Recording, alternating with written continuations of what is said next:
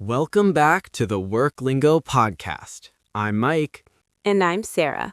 Mike, let me ask you, have you ever had a Friday afternoon where you're ready to log off and suddenly your boss drops a massive new project on your desk? Too many times, Sarah. In the past, I would just say yes, of course, and then I'd spend my entire Saturday working while feeling angry and stressed. Exactly. Many English learners feel they must say yes to everything because they want to prove they are hard workers. They are afraid that saying no will make them sound difficult or unhelpful. But here is the secret. If you say yes to everything, you eventually burn out and your work quality drops. Today, we are teaching you a trending skill in the modern workplace, the art of the gentle no. We're going to show you how to protect your time using professional English that actually makes you look more organized, not less. To understand this, we need our metaphor for the day, the full plate. Imagine you are at a buffet. Your plate is already piled high with food. If someone tries to give you a piece of steak and you take it, the food is going to fall on the floor. It's a mess. Your workday is exactly the same. You only have a certain amount of space on your plate. If you keep saying yes, the steak, your projects, will fall on the floor. The goal isn't to say, I won't eat that. The goal is to say, my plate is currently at capacity. Capacity, that is a great worklingo word.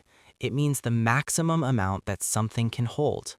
When you use the full plate strategy, you aren't rejecting the work, you are managing your bandwidth. So, Sarah, how do we actually say no without using the word no? We use prioritization phrases. Instead of a hard no, we offer a choice. For example, if a manager gives me a new task, I could say, I'd be happy to help with that. However, my plate is currently full with the Smith project. Which one should I prioritize? Perfect. You aren't saying I won't do it, you're asking the boss to help you manage the full plate. What if it's a colleague asking for a quick favor that you know will take 2 hours? Use the not right now technique. Say, I'd love to support you on this, but I don't have the bandwidth to give it the attention it deserves today.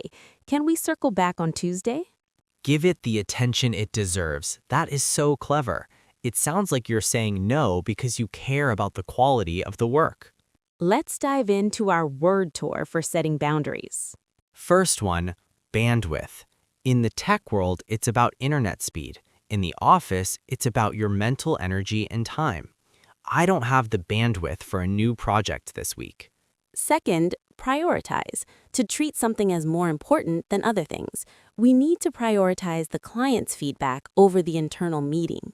Third, at capacity. This is the professional way to say, I'm too busy. Our team is currently at capacity, so we can't take on new clients until next month. Fourth, trade-off. This is a balance between two things. If you do task A, you can't do task B. That is a trade-off. And finally, push back. This means to delay something or to disagree with a deadline. I'm going to have to push back on that Monday deadline. We need more time for testing. Let's put it all together. Sarah, you be the manager and I'll be the employee. Hey Mike, I know you're busy, but can you also handle the social media captions for next week? I need them by end of day. I'd be happy to take that on, Sarah. However, I'm currently focused on finishing the quarterly report. If I start the captions now, the report might be delayed. Which of these should I prioritize for EOD? Oh, the report is much more important. Keep focusing on that and I'll ask someone else for the captions. See? By mentioning the trade-off, I protected my time and kept the manager happy. That was a great example, Mike. Boundaries actually make people respect your time more. So, here's your Worklingo challenge. The next time someone asks you for something when you're busy, don't just say okay. Use the word bandwidth or prioritize. Let us know in the comments, what is your favorite way to push back politely? Subscribe to Worklingo for more workplace secrets. I'm Sarah. And I'm Mike. Protect your time and we'll see you in the next episode.